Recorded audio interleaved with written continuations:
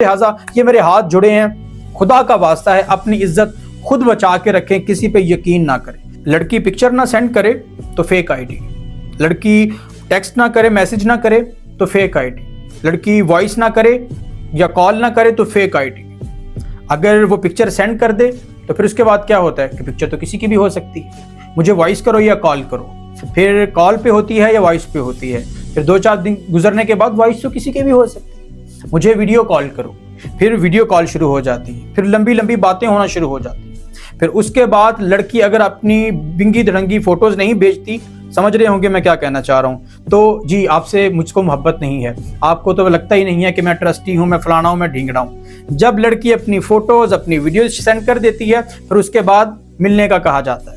अगर लड़की नहीं मिलती तुम्हें तो मुझसे मोहब्बत ही नहीं है, तुम्हें तो मुझसे ये भी नहीं है वो भी नहीं है। और लड़की जब मिल लेती है फिर उसके बाद होता है गंदा और घिनौना खेल शुरू।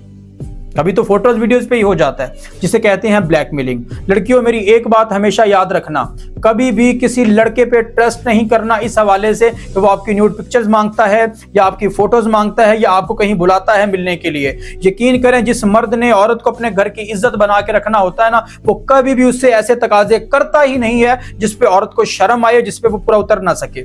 जिस मर्द ने औरत को इस्तेमाल करना होता है वो ऐसे हथकंडे आजमाता है। सो जब मैं कहता हूं कि बचो मर्दों से, फिर कहती हमारे वाला ऐसा नहीं है, बाद में हमारे वाला भी ऐसा ही निकलता है। और फिर जिन लड़कियों के साथ ये होता है वो लड़कियां मेरी बात मान के नहीं ये काम करती, फिर उनके साथ लाजिम है कि ब्लैकमेलिंग वाला उनके साथ मामला शुरू हो। क्योंकि जब उनको समझाया जाए नहीं समझना ना, फिर एंड पे यही होता है कि उनके साथ ऐसा हो। फिर बात यहीं तक नहीं रहती, फिर बात घर तक जाती है। फिर ऐसा भी हुआ है कि खुद ब्लैकमेलिंग होती रही थी, फिर अपनी बहन की भी इज्जत गवा बैठी। बहुत केसेस आते हैं मेरे पास, खुद की भी इज्जत गवाई, बहन की भी, बहनों की भी इज्जत गवाई। सो लिहाजा जब तक आपकी फोटोज, आपकी पिक्चर्स, आपकी चीजें आपके हाथ में, आपकी इज्जत, आपके घर वालों की इज्जत, आपके वालिदैन की इज्जत सेव है, महफूज है। सो लिहाजा ये मेरे हाथ जुड़े हैं, खुदा का वास्ता है अपनी इज्जत खुद बचा के रखें, किसी पे यकीन ना करें, किसी पे यकीन ना करें। आपकी जात आपके लिए है यार, अगर ऐसे ही है तो खुदा से डर जाएं आप।